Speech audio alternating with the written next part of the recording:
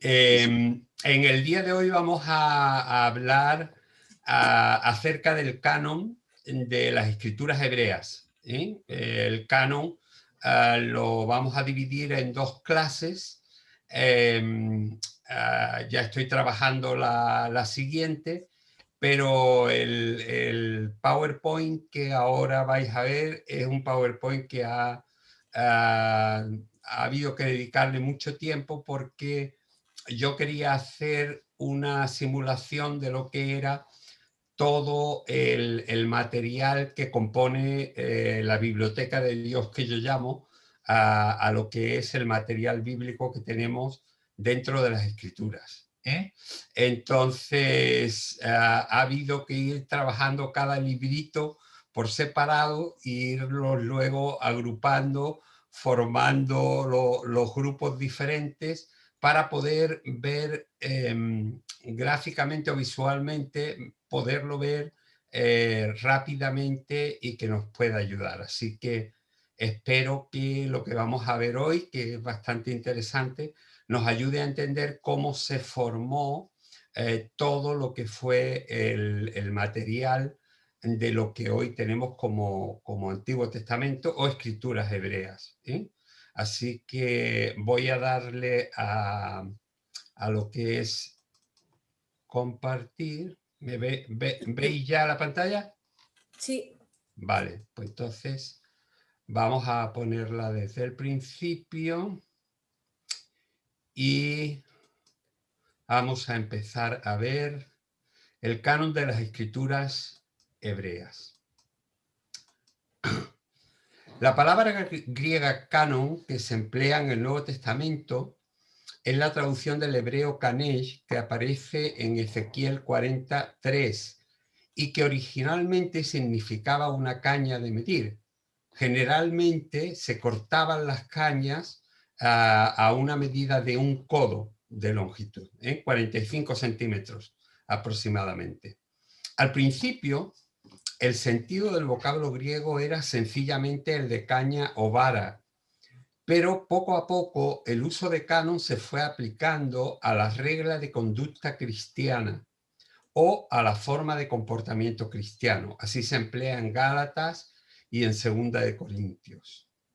Muy pronto en el tiempo, en el siglo II ya, empezó a utilizarse como sinónimo de sana doctrina. Es decir, lo que estaba dentro del canon, lo canónico, era correcto, era lo bueno, era lo aprobado, o como las reglas de fe del cristianismo, pasando a principios del siglo IV, es decir, que fijaos que hubo un periodo de tiempo de prácticamente 3 siglos y pico, pasando en el siglo IV a designar a la lista de los libros inspirados por Dios y que conforman la Biblia. Es decir, hoy cuando hablamos de el canon, estamos hablando acerca de el material que conforma nuestra Biblia. Vamos a ver lo que yo he llamado la Biblia, la biblioteca de Dios.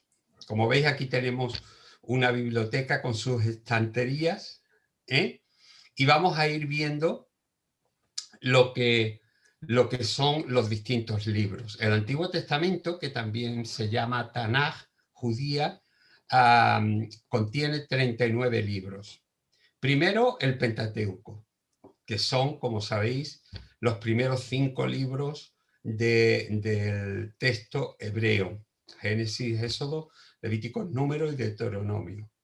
Después están los libros históricos, que los judíos llaman profetas anteriores.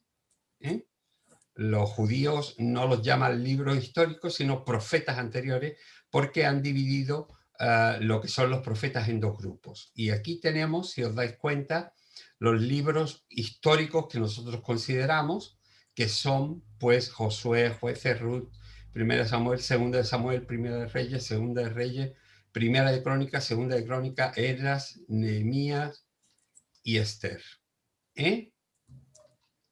A ver, lo pongo aquí. A continuación vienen lo que se conocen como los libros poéticos, que son prácticamente 5, y son el libro de Job, Salmos, Proverbios, Eclesiastés y Cantares. Y después vienen lo que se llaman los profetas posteriores, o los llaman los judíos los profetas posteriores, que son los libros que nosotros llamamos proféticos. Son los 12 profetas, y entonces tenemos Isaías, Jeremías, Ezequiel, Daniel, Oseas, Joel, Amós, Abdías, Jonás, Miqueas, Nahum, Habacuc, Sofonía, Ageo, Zacarías y Malaquías.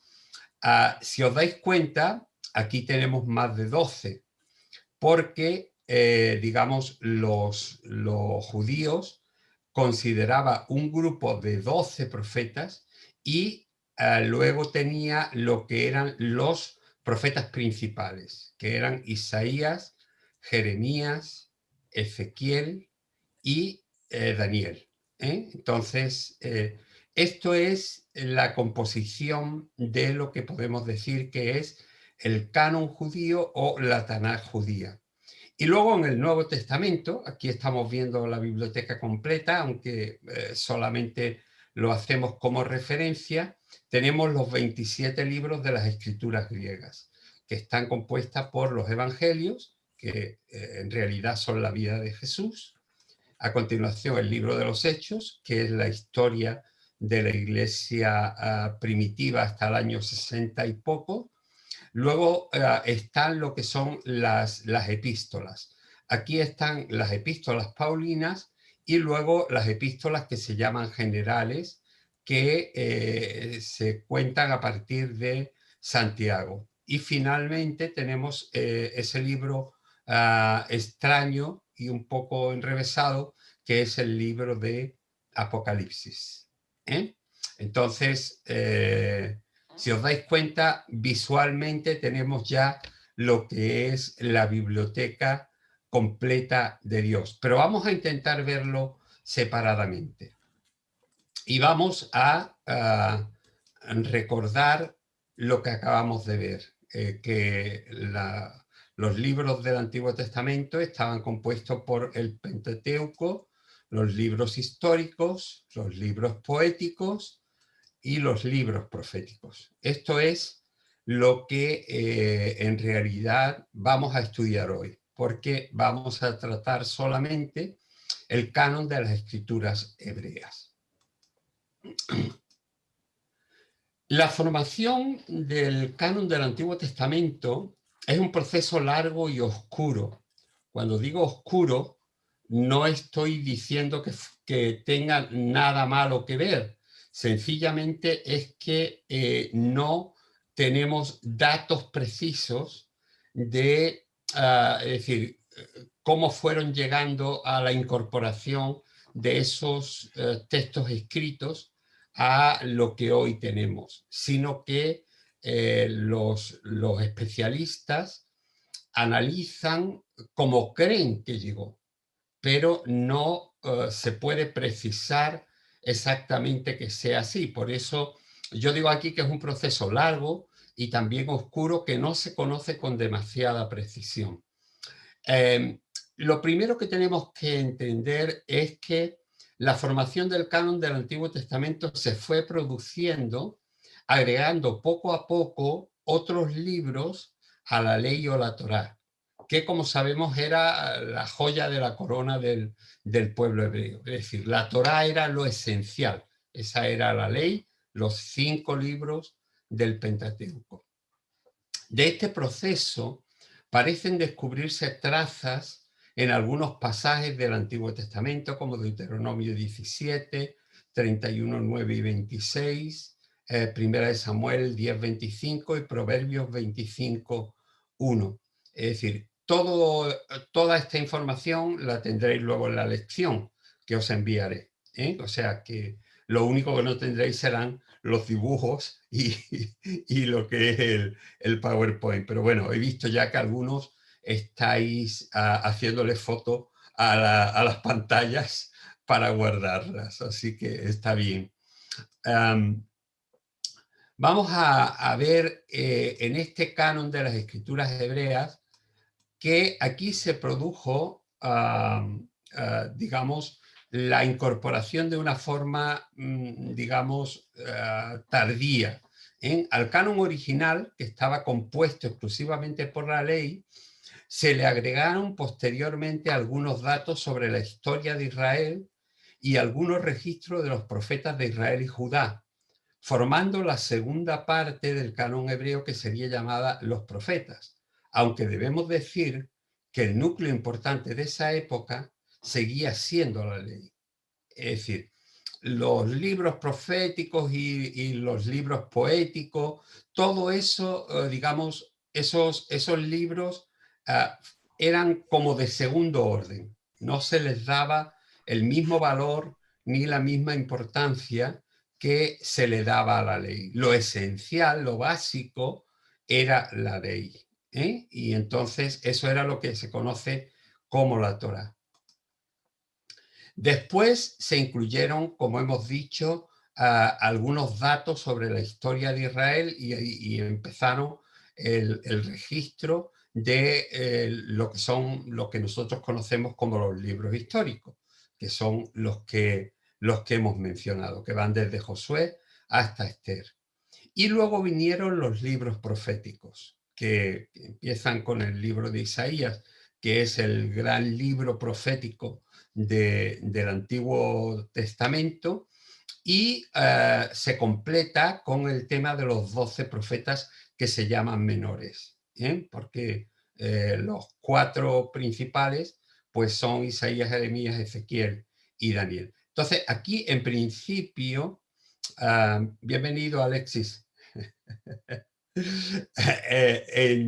Aquí, en principio, como vemos, todavía no se ha hecho la incorporación de los libros poéticos, que fueron los últimos, o libros sapienciales, que también se les llama, que fueron los últimos que se incorporaron al canon original. Pero en todo esto, recordad siempre lo básico para los judíos era la ley. Y a la ley se le iban incorporando lo que se quería. Pero en realidad lo importante, lo básico y lo esencial era tener la ley con sus 613 mandamientos.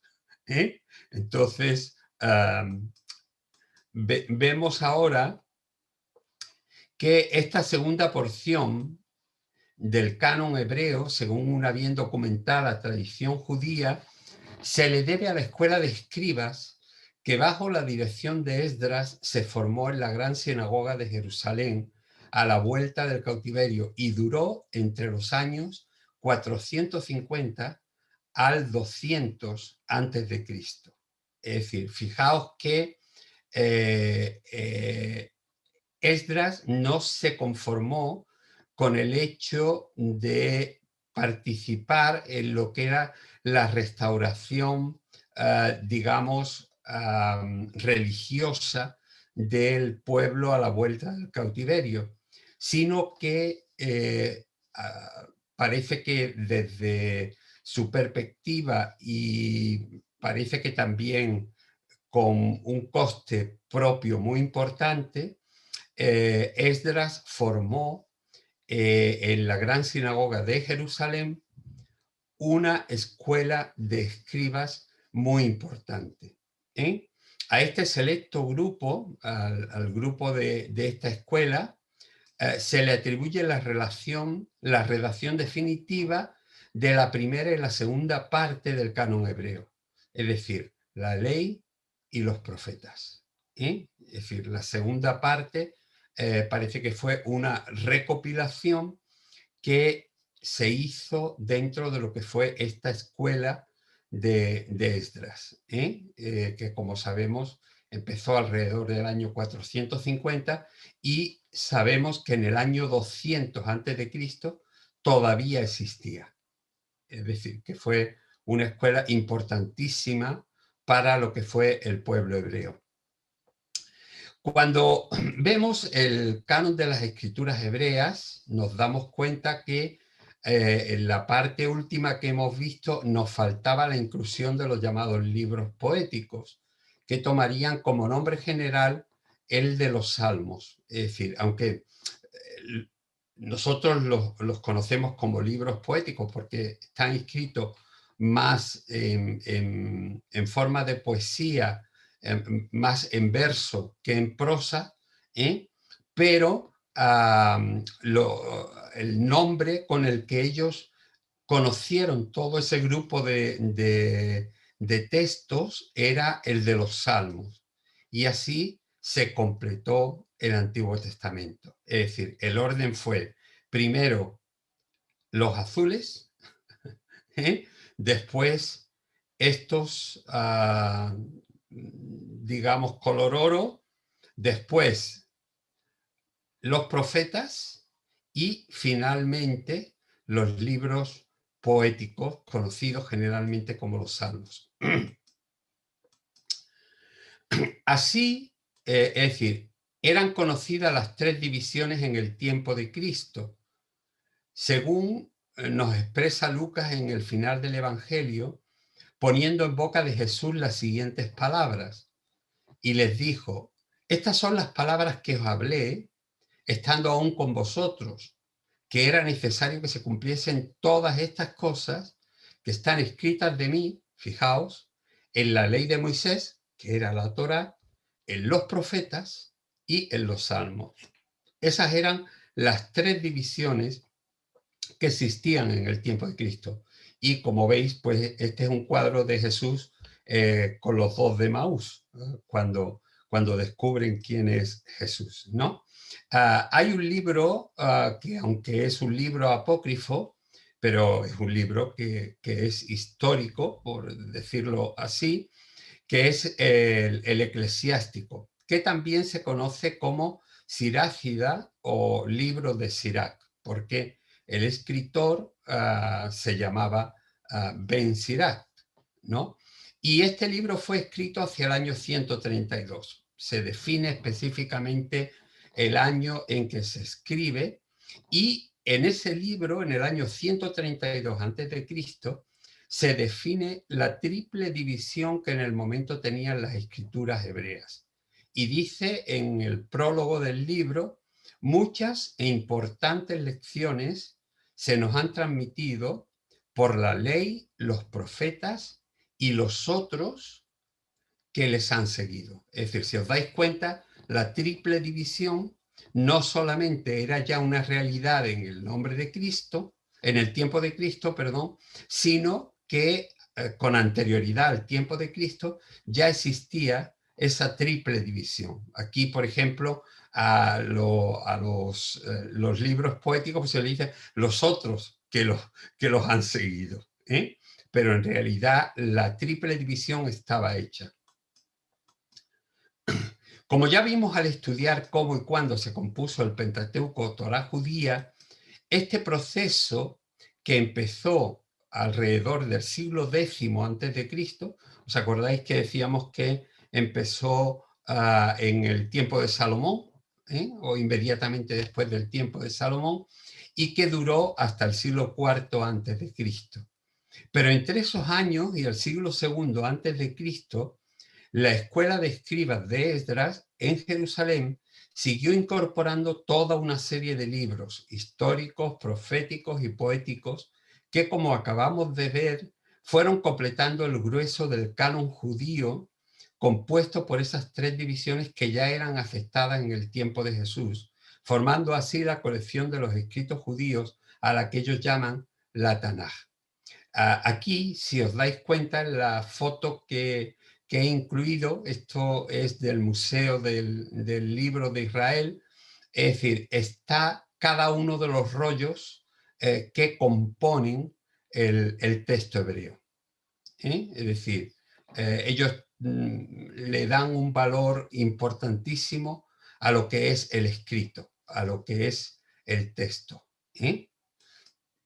Y en el siglo I, esto es interesante, después de Cristo, hacia el año 86, el historiador judío Flavio Josefo escribe en su obra Contra Apión, en el capítulo 1, versículo 8, que ellos, los judíos, consideraban solamente como libros fiables la triple división de la que ya hemos hablado: la ley, los profetas y los salmos. Pero remarcando que los libros judíos que habían sido escritos después de la muerte de Artajerjes, el rey Asuero del libro de Esther, eran obras de dudosa autenticidad y por tanto nada confiables. Es decir, todos los libros que hubieran sido escritos después de esa época, los judíos no los consideraban como libros inspirados, ni dignos de formar parte del canon en principio. Ahora veremos algunas cosas interesantes.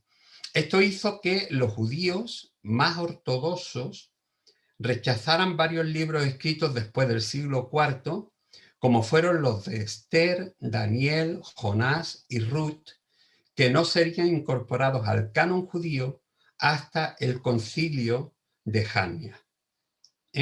Así que es muy importante que sepamos que este proceso fue un proceso no siempre extremadamente claro, sino que fue un proceso con bastantes disputas y que tuvo muchas luces y muchas sombras.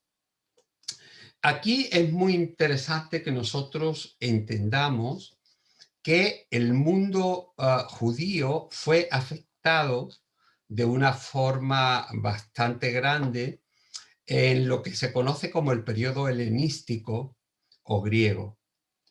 Para entender bien el proceso de composición del canon hebreo del Antiguo Testamento, es imprescindible remontarnos a lo que se conoce como el periodo helenístico o griego, conocido también como alejandrino, porque según los historiadores comienza con la muerte de Alejandro Magno en el 323 a.C. y se prolonga hasta la muerte de la última reina de los Ptolomeos, la célebre Cleopatra, en el año 31 a.C., que cuando ya se ve perdida, pues termina permitiendo que una serpiente que tenía guardada para casos extremos, pues le mordiese y así se suicida la reina. Aunque el mundo judío intentó aislarse de la influencia griega, porque ellos seguían pegados a las antiguas tradiciones hebreas, esta fue una época que influyó de una manera notable en la cultura mundial. Por todo el mundo de entonces se produjo, perdón, que quiero coger esto, ponerlo aquí, ahí, se produjo una helenización de todos los aspectos, tanto culturales como vitales, siendo el idioma dominante oculto el griego, mientras que el resto de las lenguas, es decir, la lengua judía, la siria o incluso el latín, la romana, fueron consideradas como idiomas de bárbaros. Es decir, los griegos eran muy suyos y los griegos consideraban que el idioma culto, el idioma que realmente había que tener como referente, era el idioma griego. El resto de las lenguas las consideraban bárbaros y a los pueblos que las hablaban también, evidentemente, ¿no? Entonces, esto es importante.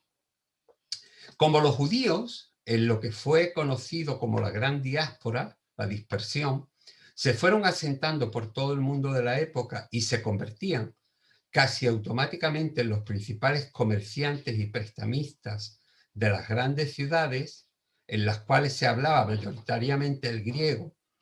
Por todas partes, los judíos fueron incorporando el idioma griego, que también fue el idioma comercial y no solo cultural, dejando de hablar la lengua hebrea y reservándola solamente para sus ritos religiosos. Si nos damos cuenta en este mapa, se ve cómo partiendo desde lo que es Palestina, lo que es la nación, bueno, el pueblo judío en esa época, si os dais cuenta, se distribuye por todo lo que era el mundo conocido de la época. se distribuye de una forma bestial. Pero esta situación de amor por todo lo griego como lo máximo hizo que ya en el siglo III antes de Cristo, en muchas comunidades judías, las nuevas generaciones, acostumbradas a moverse en un entorno griego, no supieran hablar ni leer hebreo y por tanto no podían entender ni la Torá, ni los profetas, ni los otros escritos del judaísmo. Es decir, aquí nos encontramos con que la cultura griega, que lo impregnó todo durante varios siglos, afectó de tal manera a lo que era el pueblo judío, porque como el pueblo judío estaba dividido o distribuido por todo el mundo, como vemos aquí en este gráfico, pues lo que sucedió es que ellos se fueron olvidando de lo que era el lenguaje hebreo. Y el lenguaje hebreo se quedó prácticamente relegado a lo que era el campo religioso. No se hablaba prácticamente en casi ningún lugar. Como hemos dicho, una de las comunidades judías más influyentes de aquellos siglos fue la de Alejandría en Egipto. Aquí tenemos el mapa de Alejandría de aquella época y para que nos demos cuenta el valor o la fuerza que tenía el pueblo judío, quiero que notéis que todo este rectángulo que hay aquí al lado del hipódromo, es lo que se conoce como el barrio judío. Fijaos que una cuarta parte de la ciudad de Alejandría era, digamos, población judía. Fijaos la influencia que tenía en lo que era la ciudad. Alejandría era la ciudad más influyente de Egipto y allí gobernaron todos los faraones de la conocida dinastía Ptolomea, descendiente de los reyes macedonios tras la muerte de Alejandro Magno. Los sacerdotes judíos de la época, el siglo III, se dieron cuenta que el abandono del hebreo, junto con la cultura y el idioma griego, estaba afectando mucho a los judíos repartidos por todo el mundo. Y siendo Alejandría, con sus múltiples y gigantescas bibliotecas, y el primer sistema universitario de la antigüedad, con más de 10.000 estudiantes solamente en la ciudad, el centro cultural del mundo en estos tiempos, pidieron al rey Ptolomeo Filadelfo que mandara hacer una traducción al griego de las escrituras hebreas, a fin de que los judíos de habla griega pudiesen también conocer las leyes ancestrales del pueblo hebreo, los escritos proféticos y el resto de la literatura hebrea que formaban los 39 libros del canon hebreo o palestinense. Es decir, aquí empezaron a darse cuenta de que el hecho de que ya los judíos no conociesen el idioma hebreo les impedía desarrollarse religiosamente. Y entonces pidieron a este rey que se hiciera una traducción de lo que era el hebreo al griego. Esto es lo que se conoce como la Septuaginta, que se abrevia con los números romanos de la L y las 2X, los 70, Septuaginta, 70. Esta es una copia de la Septuaginta, que está hecha en 4 columnas, y Ptolomeo Filadelfo, que era consciente de la importancia de tener contento a los judíos, que eran los que, como en los siguientes siglos, manejaban la economía, accedió a la petición y pidió al sumo sacerdote de Jerusalén, Eleazar, que preparase un equipo de traductores versados tanto en hebreo como en griego y que los enviase a Alejandría para que, a su coste, es decir, lo iba a pagar el rey, se ocuparan de hacer una traducción exacta de las escrituras hebreas. Este es el origen de lo que se conoce como la Septuaginta, que es la versión griega del Antiguo Testamento, para nosotros. Según el historiador judío Flavio Josefo, en el libro 12 de sus Antigüedades de los Judíos, recoge la tradición de dicha traducción tal y como estaba recogida en la llamada Carta de Aristeas. Había un registro, una carta de un sacerdote que, según se cuenta, y algunos dicen que raya la leyenda, pero que también podría tener algo de histórico. Eleazar, que era el sumo sacerdote de Jerusalén, mandó desde Jerusalén 6 sabios de cada tribu hebrea, haciendo un total de 72, que hablaban y escribían perfectamente en hebreo y en griego. Filadelfo, siempre según la tradición judía, reunió en una isla frente a la ciudad de Alejandría a los 72 traductores, aislándolos absolutamente del mundo exterior para que no contaminasen el texto final. Y como un hecho milagroso, que yo creo que forma parte de la leyenda, para darle credibilidad y también un poco de toque divino, de toque milagroso, ¿no? Los 72 sabios completaron las distintas traducciones, coincidiendo totalmente en el resultado del texto griego en un total de 72 días.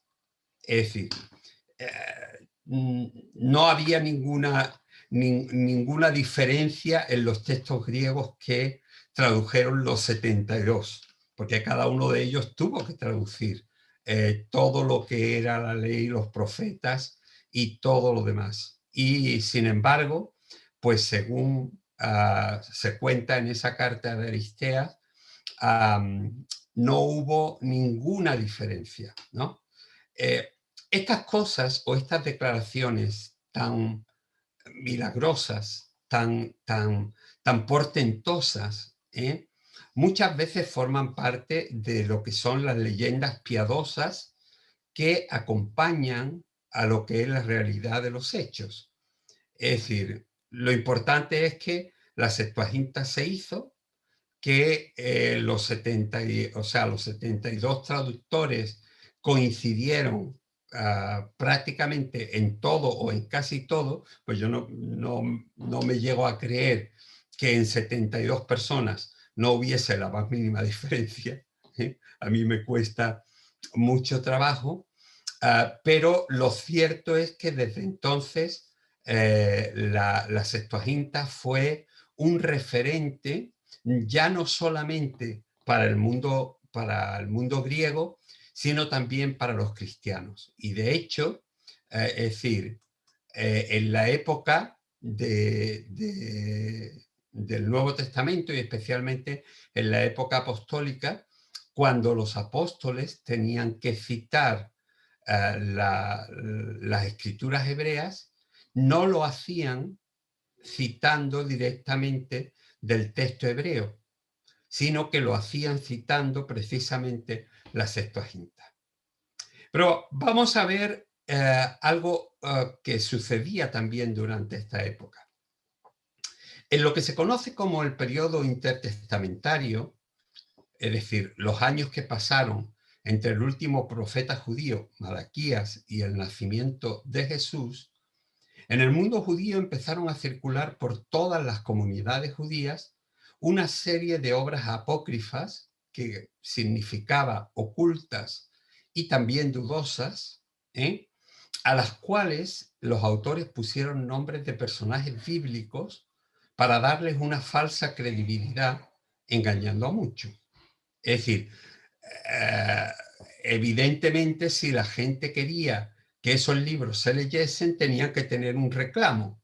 Era la publicidad de la época. Y entonces se hablaba acerca de la revelación de Isaías, el Apocalipsis de Esdras.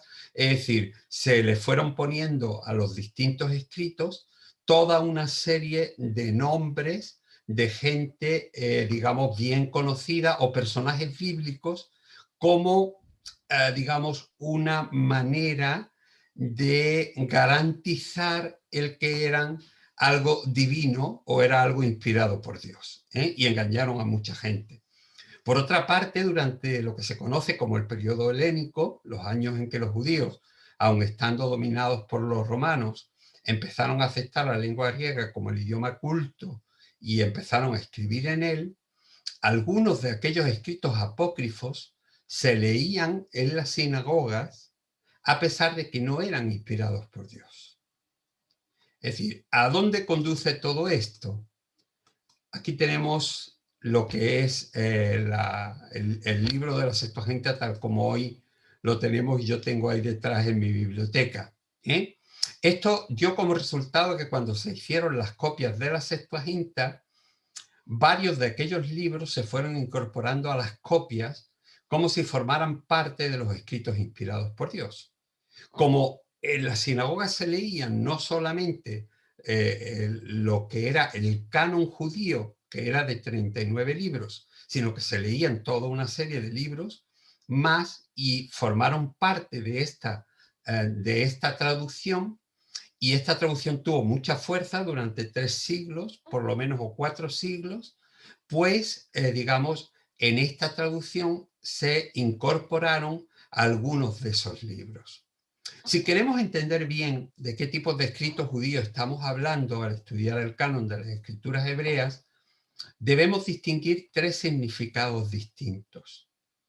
Pues hay libros llamados deuterocanónicos, libros apócrifos y libros pseudoepigráficos. Definamos estos términos para poder aprender a distinguirlos. Deuterocanónicos quiere decir del segundo canon, es decir, deutero, segundo, canónicos, del canon, entendiéndose como el primer canon, el palestinense, que es ese canon hebreo de 39 libros que hemos visto antes, y el segundo canon, que fue el alejandrino, también conocido como el de la Septuaginta. Es decir, el canon alejandrino se le puso el nombre alejandrino porque, digamos, se gestó en Alejandría, pero al mismo tiempo, digamos, fue conocido finalmente como la Septuaginta. Y los libros llamados así, es decir, deuterocanónicos por la Iglesia Católica, fueron esencialmente 7, más varias inclusiones en los libros de Esther y Daniel. Esos libros fueron Tobías, Judith, Eclesiástico, Sabiduría de Salomón, Baruch, Primera y Segunda de Macabeos, y las adiciones a los libros de Daniel y Esther. Es decir, hay una serie de historietas en las Biblias católicas, digamos, en los libros de Daniel y Esther, que no forman parte del texto original hebreo. Los libros apócrifos, que el término más aceptado es oculto, se empleó desde los primeros siglos del cristianismo para definir escritos de dudosa autenticidad o marcadamente falsos. Casi todos los libros judíos apócrifos fueron escritos en griego. Los más importantes fueron Primera de Esdras, Jubileos, la oración de Manasés, los oráculos sibilinos, la vida de Adán y Eva, el libro de Enoc, la ascensión de Isaías, Tercera de Macabeos, Tercera de Esdras y los salmos 151 al 155. Es decir, todos estos libros fueron reconocidos en aquel concilio importante del que hablaremos ahora después, fueron reconocidos como libros apócrifos, es decir, libros que no eran inspirados, que no eran reconocidos y que tenían como un halo de misterio. Es decir, eran libros raritos, como diríamos nosotros, ¿no? Perdón, me he ido para atrás. Espera. ahí. Y finalmente tendríamos los libros que se conocen como pseudoepigráficos, que quiere decir de nombre falso. Y aquí se engloban toda una serie de libros a los que sus autores pusieron el nombre de algún personaje bíblico relevante para ganarse así el reconocimiento de los lectores. Es decir, era una práctica común. Esto también pasó, ya lo veremos, en el canon del Nuevo Testamento, con una serie de escritos. Si nosotros tenemos los hechos que escribió Lucas, pues en esa época se escribieron también toda una serie de libros, digamos, los hechos de Pablo, los hechos de Pedro, es decir, lo que se intentaba era ponerle al libro el referente de algún personaje famoso para que así la gente cogiese el libro y se lo tragase. Entonces, esa era la forma. Vamos a ver un poco, ahora daré tiempo para algunas preguntas, pero vamos a ver un poco lo que supuso el concilio de Jamnia. Y es importante que conozcamos. Ya dijimos que desde el siglo IV se escribieron toda una serie de libros de dudosa procedencia. En el Talmud, es decir, que es, digamos, un material que se llama Enseñanza en Hebreo, que es una recopilación de las discusiones de los rabinos de varios siglos, se cuenta que tras la destrucción de Jerusalén y el segundo templo por los romanos, en el año 70 después de Cristo, el rabí Johanán ben Zakkai, que era una autoridad religiosa de gran prestigio entre los judíos de todo el mundo, huyendo de la persecución romana contra los judíos, se refugió en la ciudad de Jamnia, en la costa de Palestina, con la autorización romana para fundar allí una escuela rabínica. Con el tiempo, aquella escuela rabínica de Jamnia llegó a alcanzar un gran reconocimiento en toda la comunidad judía del Imperio Romano. ¿Veis? La flecha nos marca el lugar donde estaba Jamnia, en la costa de Judea prácticamente. Entonces es importante esta ciudad porque aquí se creó una gran escuela judía o judaica, pero al mismo tiempo fue donde se celebró lo que se conoce como el Concilio de Jamnia. Según dicen muchos expertos, aunque no existen datos exactos, los rabinos de Jamnia, pertenecientes a los grupos más ortodoxos de todo el orbe, observaron cómo en la Septuaginta y en muchos otros lugares se mezclaban toda una serie de libros apócrifos y pseudoepigráficos, como ya hemos visto, y decidieron que era imprescindible fijar un listado, el canon, de los libros que ellos consideraban auténticamente inspirados por Dios y que debían ser, por tanto, los únicos leídos en la sinagoga, porque recordemos que en las sinagogas no solamente se leían los libros en hebreo, sino que se leían también algunos libros griegos que eran libros no inspirados, eran libros no reconocidos por algunos judíos, pero se leían en la sinagoga porque eran práctica común y formaban parte ya de lo que era la cultura griega. Entonces, muchos estudiosos de esa época, es decir, historiadores y antropólogos, indican que a esa necesidad urgente de fijar un canon hebreo contribuyó de una manera notable el uso que los cristianos del primer siglo hacían de la Septuaginta. Casi todos los escritores cristianos del principio usaron esa traducción para citar los textos hebreos para demostrar que las profecías que contenía el texto hebreo demostraban que Jesús era el Mesías que había de venir.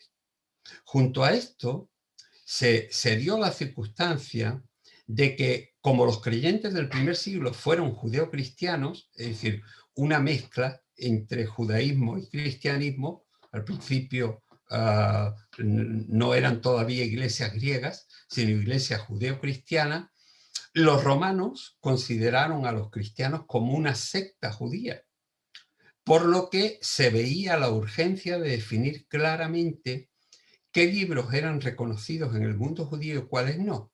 Es decir, a los judíos les fastidiaba mucho que los cristianos utilizaran el Antiguo Testamento para demostrar que Jesús era el Mesías. ¿Eh? Y entonces, ¿qué era lo que sucedía?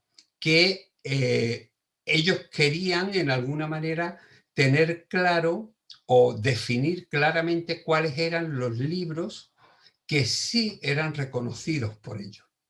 Y en este concilio de Jania se produjo lo que, digamos, lo que fue la creación del canon, un canon fijado. El grupo de rabinos reunidos en Jania alrededor del 90 después de Cristo fijaron 4 criterios que todos los libros hebreos debían cumplir si querían ser reconocidos como auténticos y formar parte de ese nuevo canon fijado. Estos criterios fueron: el primero, que los libros debían seguir la enseñanza contenida en la Torá.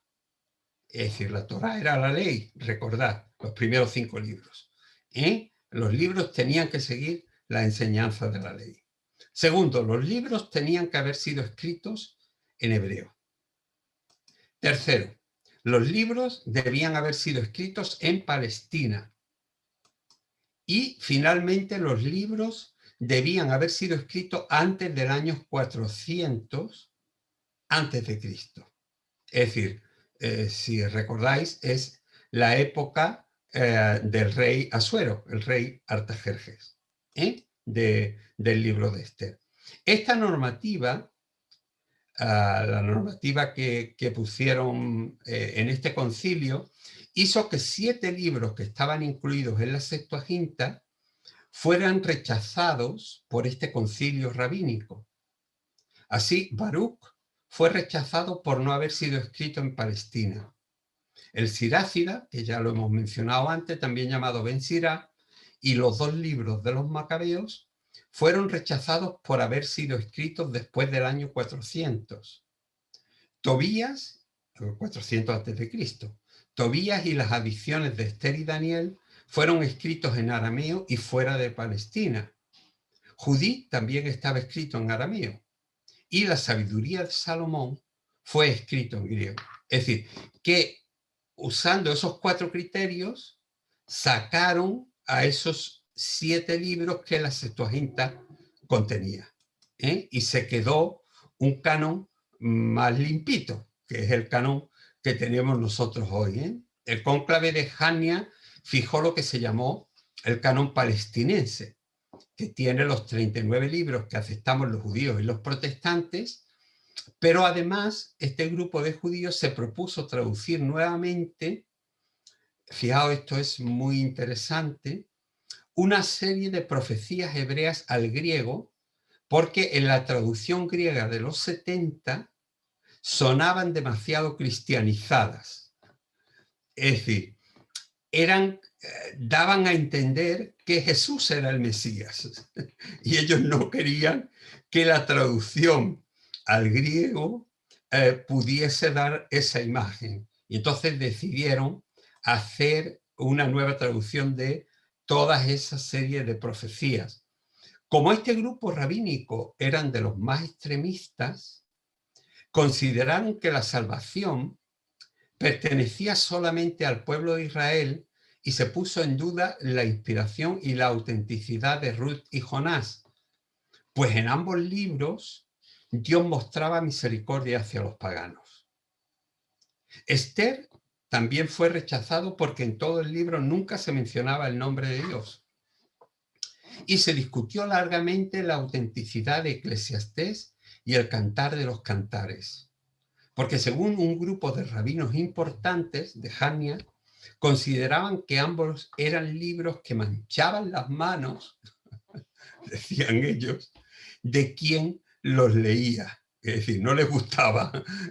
Era el libro, el Cantar de los Cantares, es que ellos lo veían como una novela de amores y entonces pues decían que que esto que era como pornografía religiosa, más o menos, ¿no?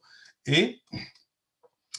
Es importante que entendamos un poco en qué estado se encuentra la investigación o hasta dónde se ha llegado en cuanto a las investigaciones del canon hebreo. Y vamos a ver las principales teorías que tenemos sobre esto y luego dejaré un tiempo para vuestras preguntas. ¿Eh?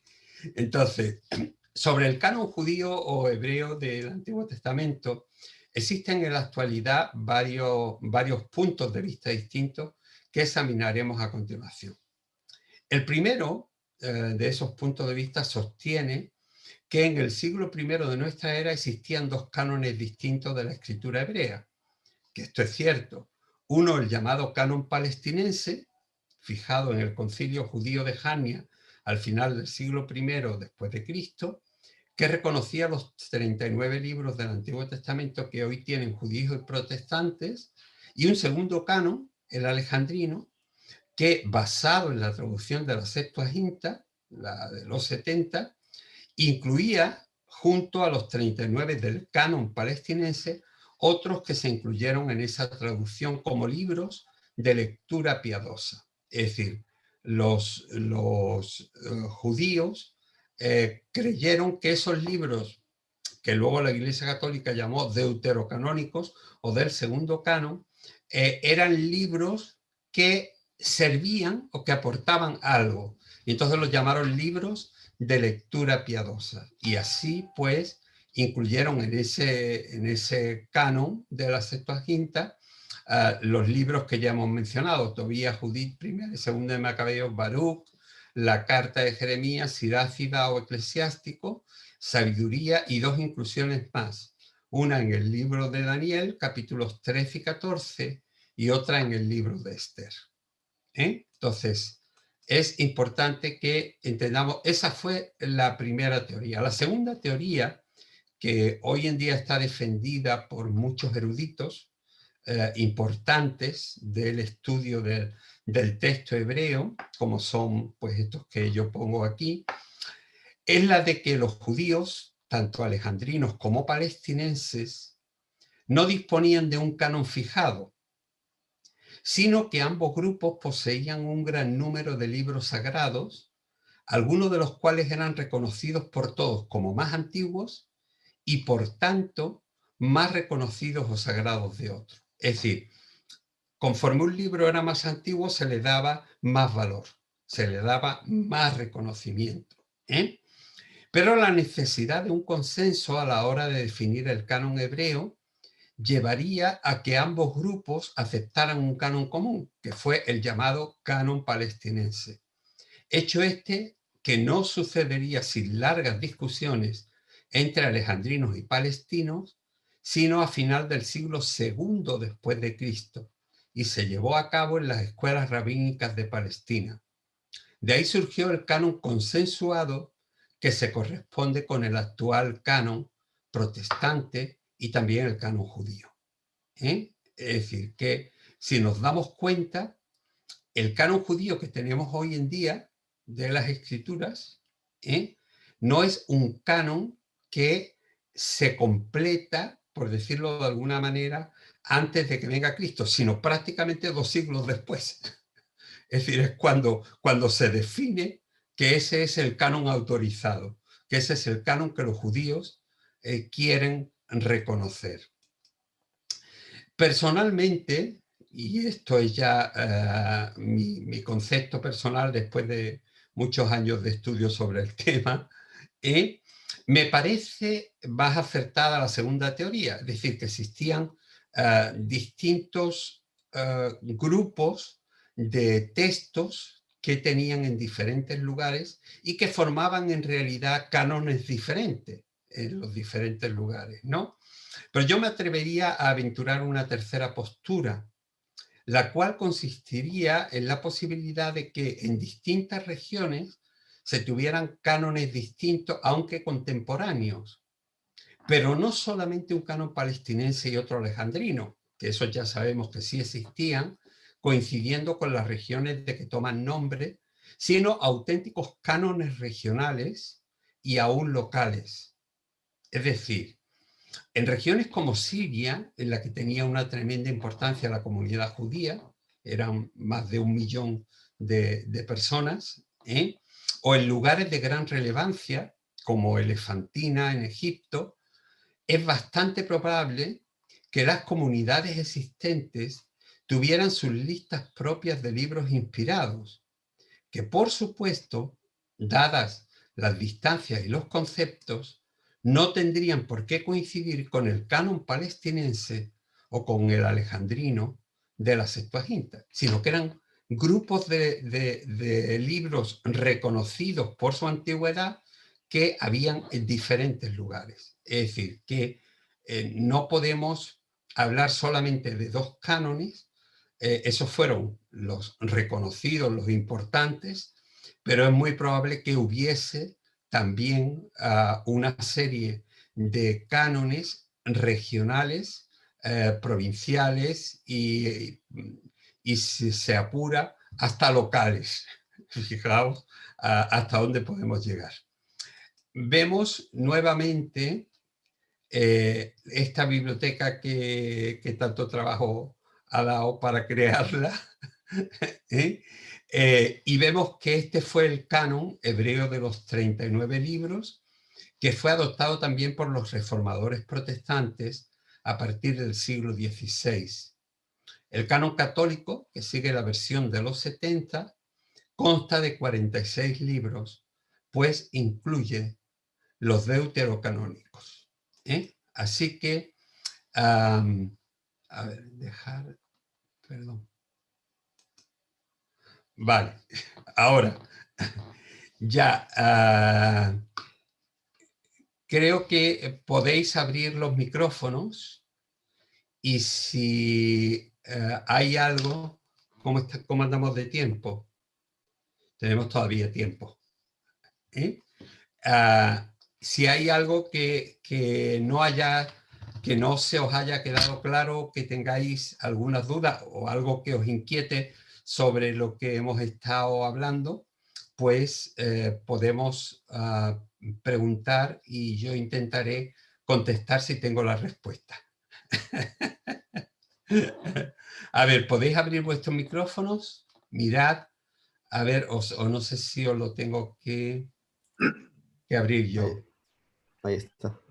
Vale, Alexis, ya. Buenas, muy buenas, buenos días. Hola, ¿qué tal? Muy bien. No, a mí me vino súper bien esto para refrescar, porque lo había estudiado hace muchos años y de hecho había conceptos que se me habían incluso mezclado, como el de apócrifos y deuterocanónicos. Yo como que todo lo que estaba fuera del canon eran deuterocanónicos. O sea. No, ese Tenía- fue un nombre que acuñó la Iglesia Católica. claro. Y entonces, hasta el libro de Zacarías se escribieron antes del 400 antes de Cristo. Sí, bueno, a excepción de algunos que dudaron, que los propios judíos dudaron de su escritura, como por ejemplo fue el libro de Daniel. El libro de Daniel no se considera que fue escrito en el tiempo de Daniel, sino que fue escrito muy posteriormente, porque ya se habla de un registro de las 4 naciones que se mencionan en el libro de Daniel y ya se da la última parte, como los romanos, se dan ya como, digamos, poseyendo la tierra y toda una serie de razones por las cuales los propios judíos no quisieron admitir el libro de Daniel como un libro inspirado, porque, entre otras cosas, según mi punto de vista y las investigaciones más profundas que hoy en día se están llevando sobre el libro de Daniel, se terminó de escribir alrededor del año 200 antes de Cristo. Es decir, fue escrito después del siglo IV antes de Cristo. Como ya vemos, ese era un tope, lo llaman en latín una fecha ante una fecha de término, una fecha que de ahí no se podían pasar, ¿no? Y entonces los judíos no consideraron ese libro, pero tampoco consideraron como libros inspirados los otros que hemos mencionado, ni el libro de Esther, porque no se mencionaba el nombre de Dios en hebreo en todo el libro, ni el libro de Ruth, porque Ruth es una moabita y entonces Dios muestra lo que es su misericordia con alguien que no era del pueblo de Israel, ni el libro de Jonás, porque Dios muestra misericordia hacia Nínive, que eran paganos, ¿no? Es decir, hubo una época en la que se dudaba de ciertos libros. Y no fue hasta el concilio de Jania y posteriormente lo que se supone que fue un segundo concilio de Jania, aunque no hay un dato histórico claro de ese segundo concilio de Jania, se habla de reuniones de rabinos, pero no de un concilio específicamente. Hasta entonces no se registra lo que es el canon consensuado, que es el que hoy en día tenemos nosotros. A ver, ¿está claro, Alexis? Sí, sí, sí, está claro. Venga, ¿quién más tiene alguna pregunta?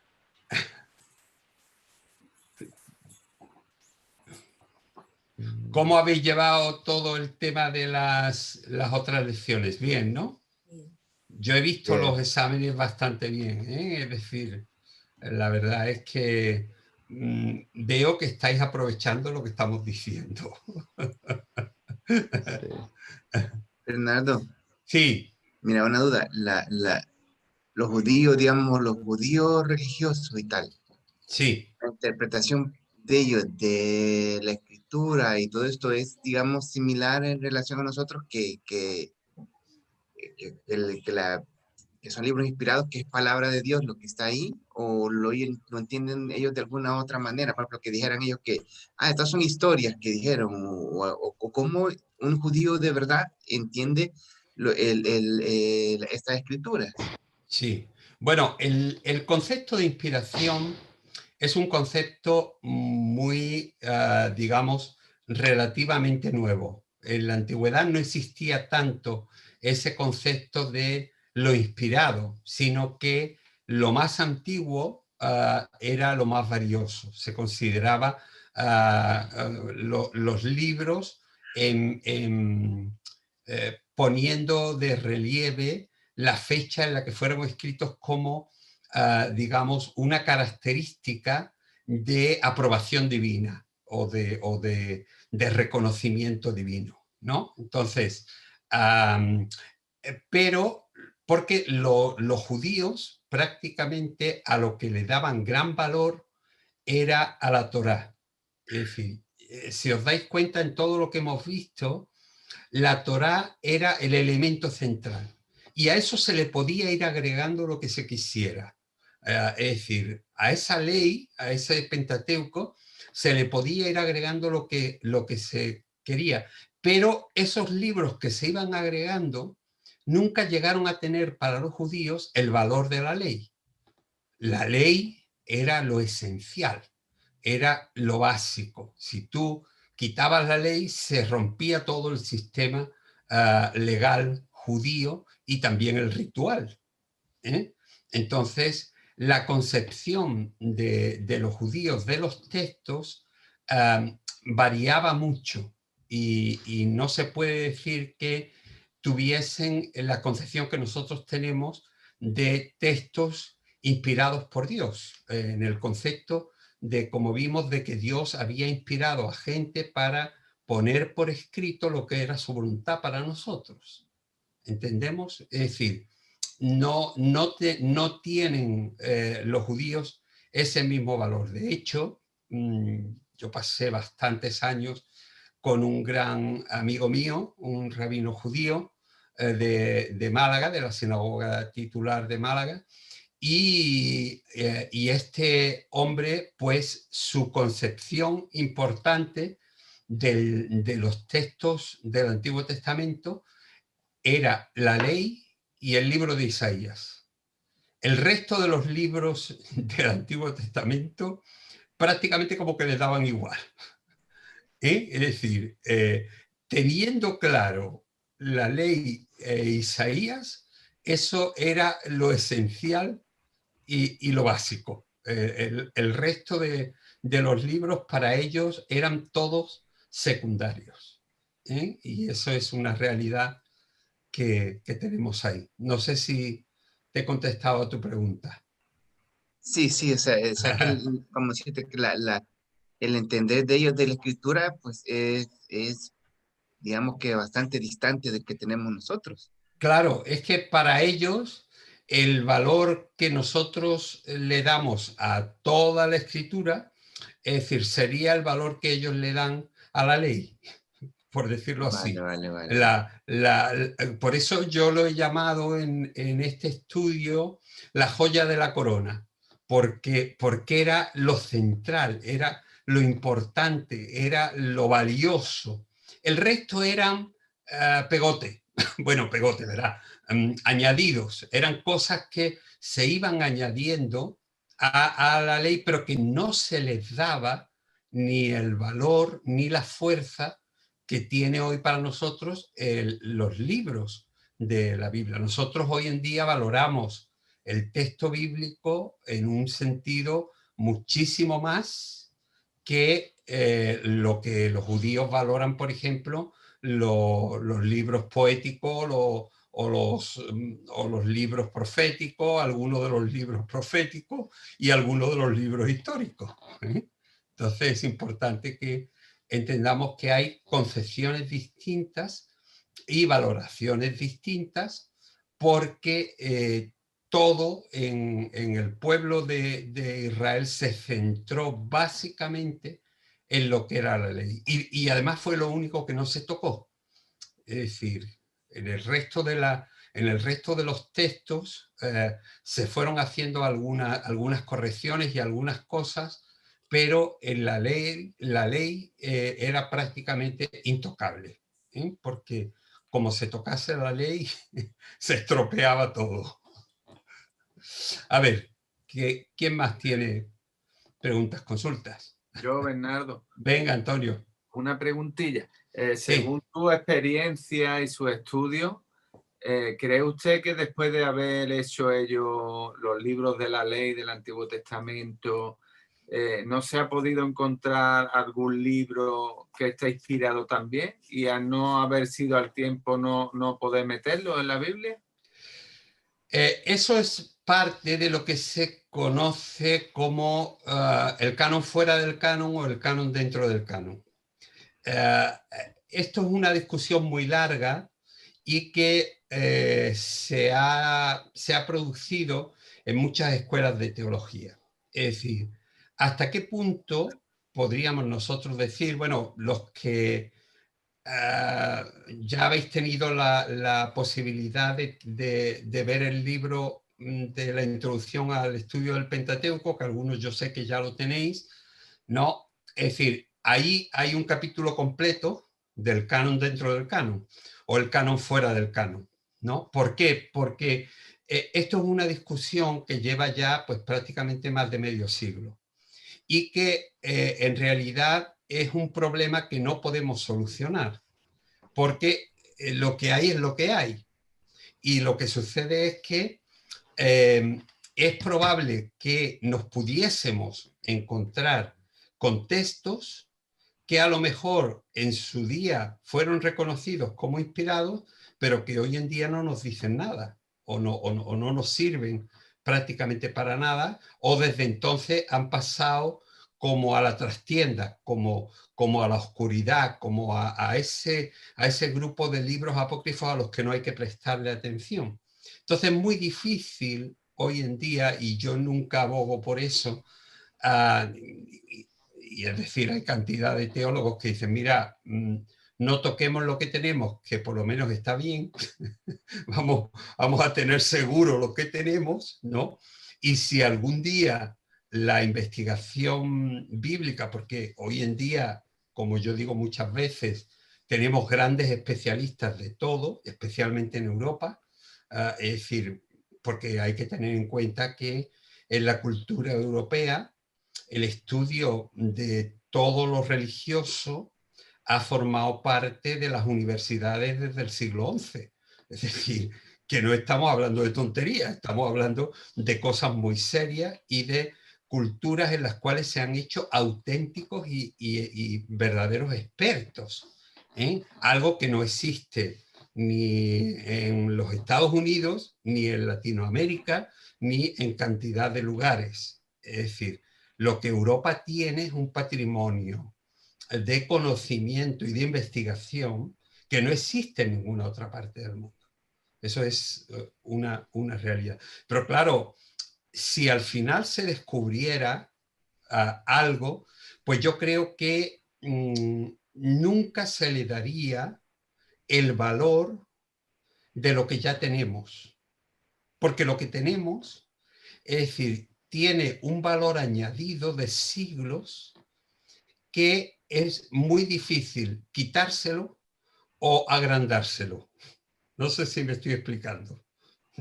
¿Eh? Entonces, es complicado, pero yo creo que es importante que por lo menos sepamos que el canon es lo que es el listado de libros. Ya veremos cuando lleguemos al canon del Nuevo Testamento, cuáles fueron, ya hemos visto los criterios para fijar el canon del Antiguo Testamento, ¿no? Pero cuando lleguemos al canon del Nuevo Testamento, que será la siguiente lección, veremos también los criterios que en la Iglesia de los siglos IV y V se dio para ver qué libros eran los que tenían que estar dentro o los que tenían que ser rechazados. Es decir, que es que los criterios muchas veces los marcamos los hombres.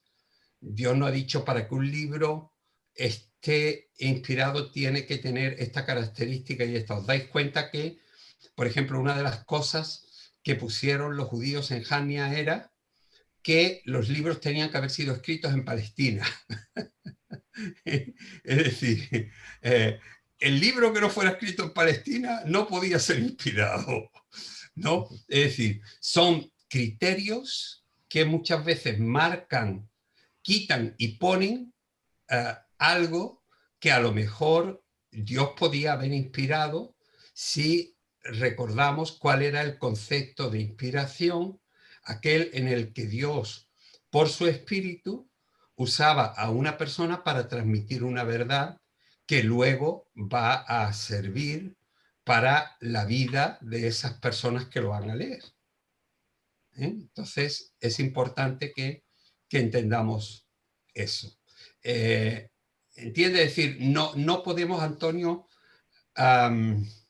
convertirnos en policías intentando quitar o poner libros o textos. Lo que tenemos es lo que tenemos y respetémoslo. Pero sepamos que el proceso de formación de lo que tenemos no ha sido un proceso exacto e impoluto, sino que, es decir, han pasado muchas cosas por ahí en medio y seguramente algunos incluso se han dejado la vida por guardar determinados textos y determinados libros, tanto del Antiguo como del Nuevo Testamento. ¿Sí? Sí, Tamara. No, Tamara, no, Vanessa. Sí, es que este tema es un tema que hemos hablado Antonio y yo muchas veces, hablamos de eso, de si habrá o no habrá, pero a mí siempre lo que me viene a la mente es, si el Señor hubiera querido que algo más hubiera puesto, Él lo habría hecho. Por mucho que el hombre ponga normas, ponga eso, que se escriba en Palestina, que sea tal, que por mucho que el hombre pusiera, estamos hablando que es algo sobrenatural, que la Biblia, aunque está escrita en papel y parece natural, es algo sobrenatural, divina, ¿no? Está ahí la esencia de Dios. Si el Señor hubiera querido que algo se hubiera puesto, no hubiera permanecido nada oculto, es que eso habría salido, ¿no? Es que ese es el razonamiento que cuando él y yo hablamos de este tema, es lo que siempre me viene a mí a la mente. Es que Sí, por mucho que el hombre quiera ocultar, que el hombre quiera manipular, que el hombre... Estamos hablando de que es un libro divino, o sea, que es el Señor el que tiene la última palabra, sí. ¿no? Bueno, yo creo en que efectivamente, es decir, Dios ha influido en la escritura de esos textos. Eso lo tengo más que claro y ya lo habéis visto a lo largo de todo lo que hemos ido estudiando, ¿no? Pero yo creo que la concepción de lo que debe estar y lo que no debe estar no es algo que Dios haya definido, sino que es algo que han definido los hombres. En este caso, el concilio o los concilios de Jamnia y de los concilios judíos, y luego, como veremos en el próximo mes, digamos, una serie de gente de cierto reconocimiento espiritual, a los que se les dio una autoridad para decir, bueno, vosotros nos vais a decir si estos libros son inspirados o no inspirados. Porque Dios no ha ido marcando y diciendo, pues,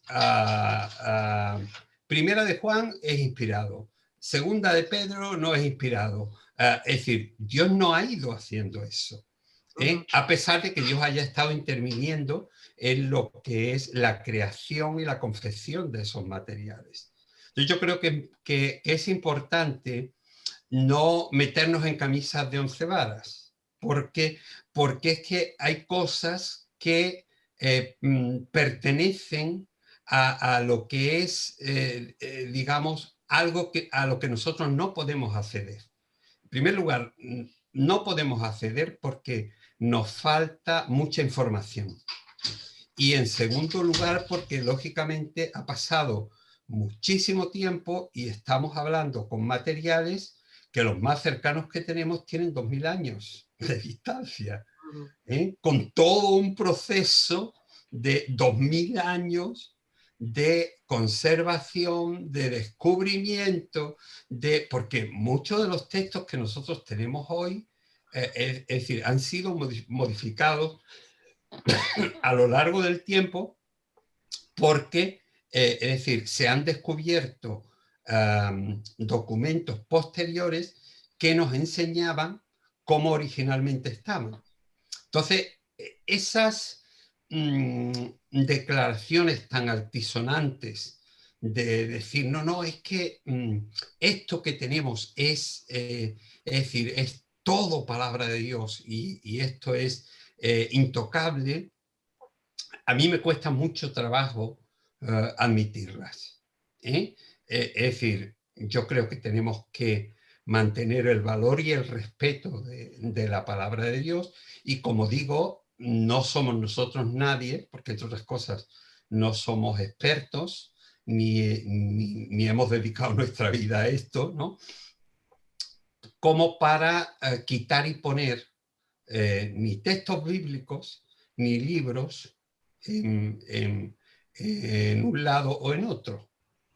Habrá libros que podamos considerar como que tienen un mayor valor para nosotros y otros que, es decir, que digamos, bueno, esto a mí me parece, pues por ejemplo, una carta muy personal y no tiene para mí un contenido religioso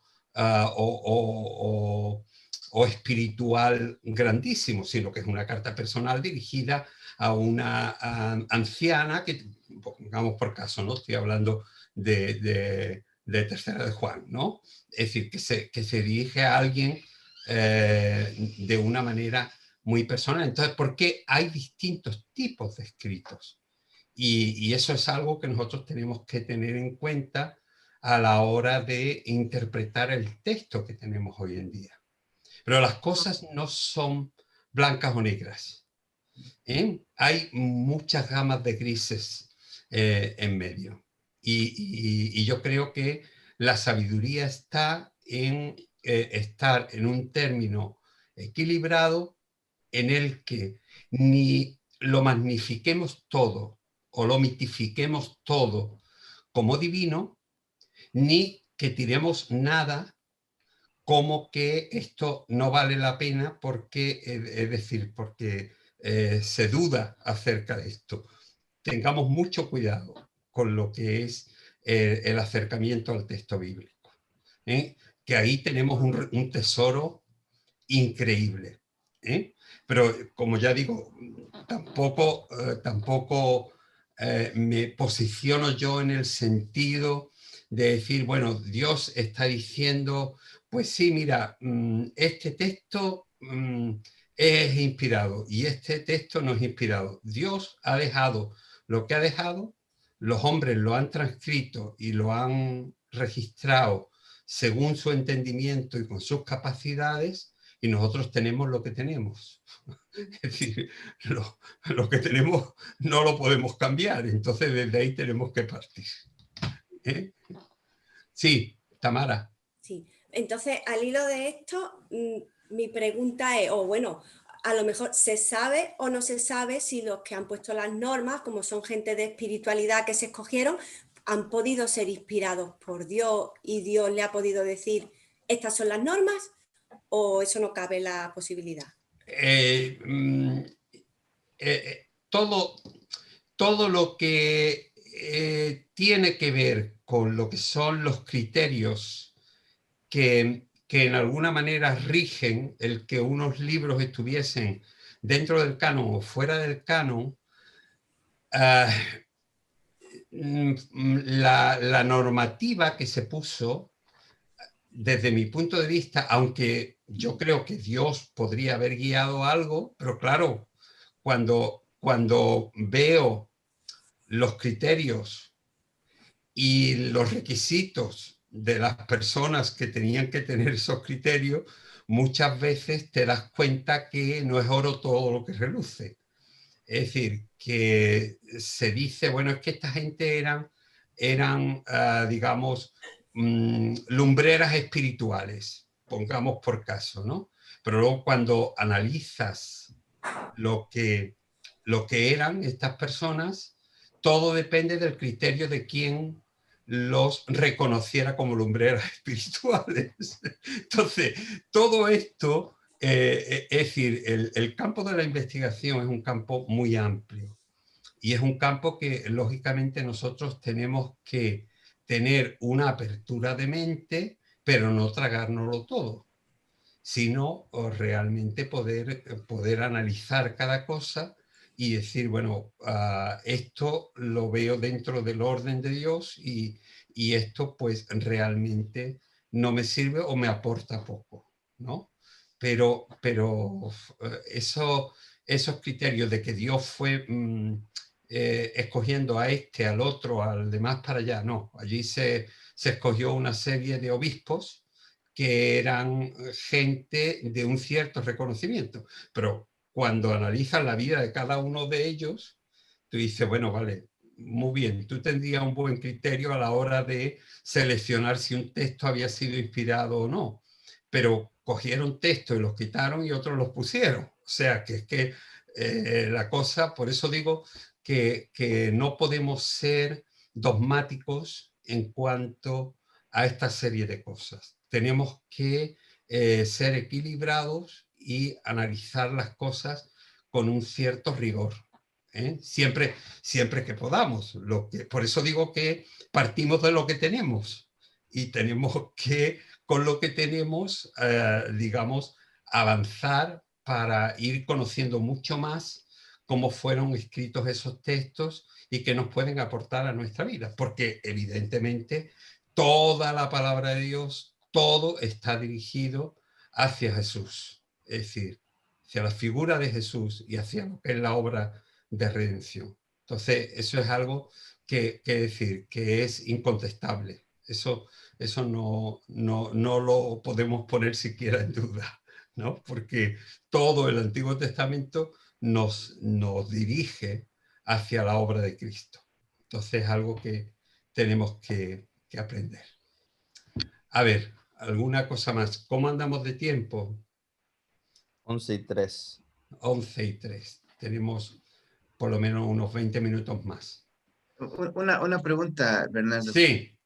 Y en tu opinión, por ejemplo, ¿qué es lo que ha llevado, por ejemplo, a este gran dogmatismo alrededor del tema de las escrituras? Me refiero, ¿qué es lo que ha pasado alrededor del mundo que en realidad la visión tan dogmática y tan, digamos, cerrada que es palabra de Dios y que una palabra, ni una letra más ni una letra menos? O sea, ¿será que esto tiene alguna relación con el hecho simplemente por decirte algo, de los líderes religiosos de mantener controlada a las personas? O en tu opinión, ¿qué es lo que en realidad ocurre para que en realidad no se haya, o se haya puesto, digamos, en un lugar tan dogmático el tema de las escrituras? Sí, bueno, yo creo que no hay una única razón. Es decir, yo creo que esto es un conglomerado de cosas. La primera que marca digamos, la definición concreta y de la que no te puedes salir es la Iglesia Católica. La Iglesia Católica es la primera que dice esto es así y esto hay que creerlo porque hay que creerlo, y lo da de manera dogmática y hay que aceptarlo como parte de la Iglesia Católica. ¿Qué es lo que sucede? En el siglo XVI se produce la Reforma y los evangélicos, aunque, digamos, peleamos mucho con la Iglesia Católica y con algunas de sus doctrinas, recibimos y tomamos toda una serie de doctrinas que pertenecían anteriormente a la Iglesia Católica. Es decir, y no las discutimos, sencillamente están ahí, las aceptamos y las recibimos como parte de lo que es la herencia cristiana.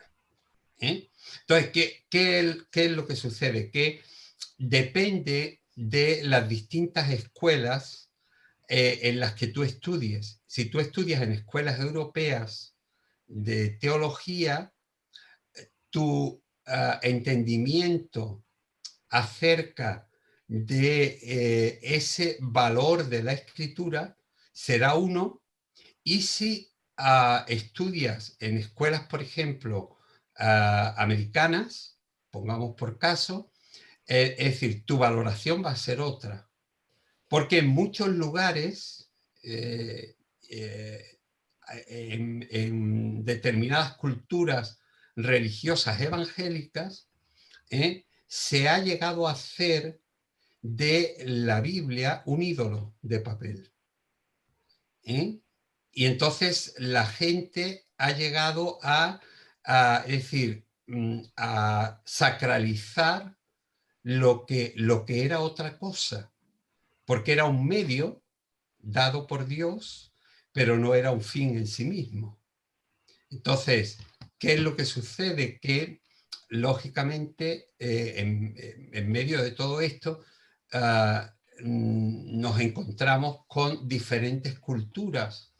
Y yo, que he viajado por muchísimos lugares en Latinoamérica y he predicado en prácticamente en muchísimas iglesias, tanto de Latinoamérica como de América, Canadá y determinados lugares, pues te encuentras con, digamos, criterios que tú dices, bueno, es mejor que me calle, porque lógicamente tú no vas allí a crear ningún problema o a crear conflictos, tú vas allí a edificar. Y entonces, ¿qué es lo que haces? Te centras en aquello con lo que puedes edificar. Pero hay cosas con las que yo me he enfrentado que yo digo, Dios mío, esto cómo se maneja, ¿no? Pero son parte de lo que son las culturas religiosas en las que nos hemos movido unos y otros. Y dependiendo de donde nos toca, aún hoy podríamos decir que dependiendo de la iglesia en la que nacemos, de la denominación con la que nos convertimos y toda una serie de cosas, tenemos unos criterios más abiertos o más cerrados. Y esta es la realidad de lo que hay. No sé si te he contestado, Óscar. Sí, un poco, es un poco porque es que llama la atención, digamos, las diferencias tan, digamos, grandes, abismales de lo que se entiende en algunas cosas y de los cuestionamientos que hay por otros lados de algunas veces de la filosofía, etcétera, etcétera, de las cosas que nosotros creemos y que y pues que en en cierta medida pues tienen razón de muchos de los cuestionamientos que se hacen, pero en el fondo yo entiendo que con Biblia o sin Biblia pues que tiene que haber un Dios. O sea, pero Claro. la cosa es hasta dónde en realidad lo que nosotros hemos entendido y nos han enseñado que es la Biblia, en realidad él es el Dios que en realidad existe que es lo que quiere que nosotros hagamos, ¿verdad? Claro, pero todo eso es otro debate. Es decir, en esta asignatura lo que estamos viendo es decir, acercarnos al texto bíblico y acercarnos al texto bíblico desde una perspectiva abierta pero equilibrada, ¿eh? Vale, vale, gracias. Sin irnos a un extremo ni irnos al otro, sino intentar aprovechar lo bueno que tenemos de la palabra de Dios, que es una riqueza para nuestra vida.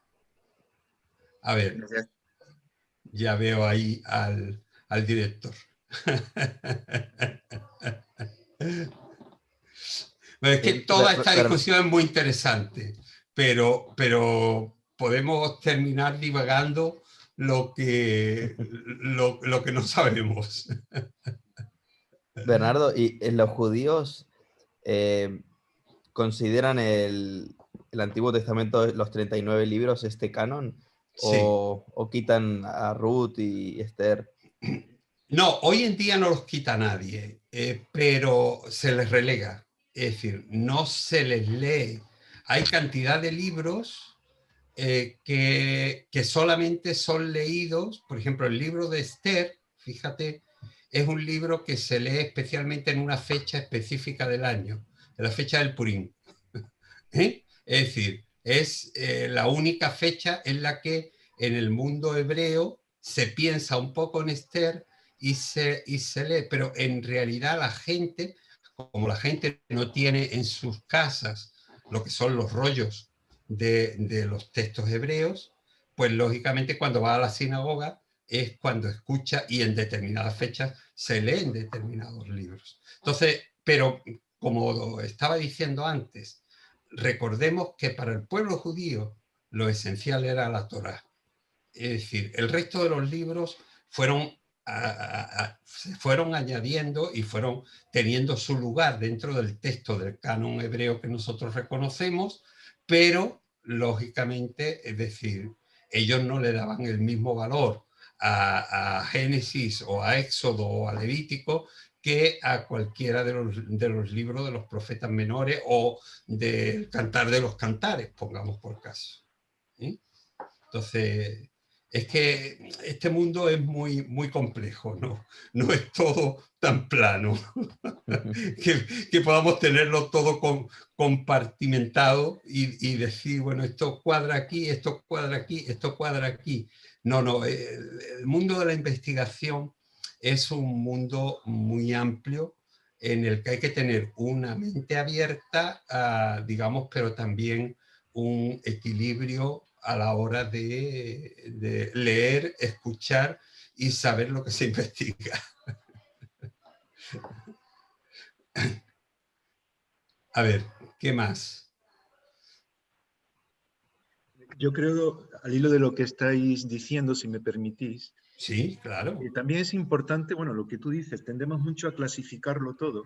Sí. Y a veces cuando hay una postura en cuanto a la forma en la que consideramos la Biblia, pues rápidamente a uno se tachan de fundamentalistas conservadores o liberales, y a veces se suele crear una batalla que constituye una división muchas veces en el pueblo de Dios. Y creo que eso es algo que nunca deberíamos de hacer. Claro. Pero a veces hay corrientes de ese tipo, que no nos vamos como los escribas, que dependemos solamente de la ley Claro. en cuanto a la norma en sí, no al Ujú. espíritu. Y es verdad que tenemos que estar bien formados y ese es el propósito de Querigma también para poder hacer una interpretación adecuada de las escrituras, Ujú. porque hay diferentes formas en las que nos ha llegado y entendemos que ahí está la palabra de Dios, pero bueno, ahora hay una Biblia muy interesante que yo creo que está llegando a España bastante vía internet, evidentemente, porque además es gratuita, que es la textual. No sé si Sí, habéis sí, mencionado algo. sí. Y ahí, cuando la Sociedad Bíblica la sacó en Latinoamérica, hubo mucha controversia. De hecho, aquí en España no se llegó a publicar, llega desde allí.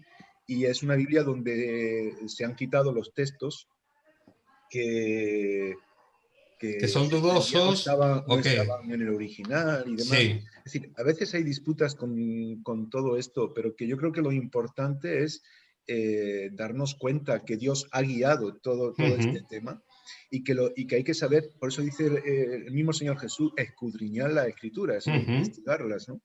Y que hay es decir, todo lo que Dios nos revela no nos revela en un punto y una coma, sino que hay una línea a lo largo de toda la escritura Ujú. y es lo que tenemos que ver.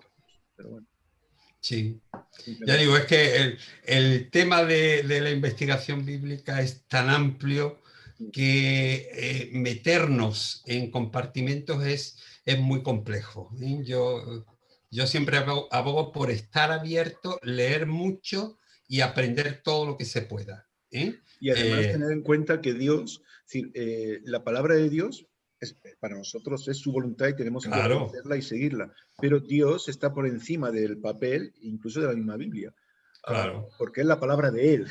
claro, Por claro. eso, no sé, no recuerdo si era Karl Barth quien decía que muchas veces los evangélicos hemos quitado el Papa de Roma y hemos puesto un Papa de De papel. papel, claro, Pero claro, claro, es que para nosotros la Biblia no es Dios, es claro, Dios Trino claro, quien claro, manda y nos ha revelado su voluntad por medio de la Biblia, y es lo que tenemos claro. que escudriñar e investigar. Claro. Bueno, en el libro de la introducción del estudio al Pentateuco, yo hago un aviso bastante fuerte a que no creemos ídolos cristianos y que he visto como en muchos lugares del mundo, es decir, a la Biblia se la ha convertido en un ídolo, incluso a una versión, es decir, la versión Reina Valera del 60, tú vas a determinados lugares y si no lees la versión del 1960 es que no estás usando la Biblia de verdad. No, es que esos criterios son... Pero ya digo, sin irnos a extremos, intentemos siempre ser equilibrados en cuanto a nuestro acercamiento a la escritura, porque eso es lo que nos va a mantener centrados en conocer lo que es la voluntad y la dirección de Dios para nuestras vidas. Eso está clarísimo. Bueno, pues me parece que tenemos que dar un tiempecillo de descanso, ¿no? Para que este hombre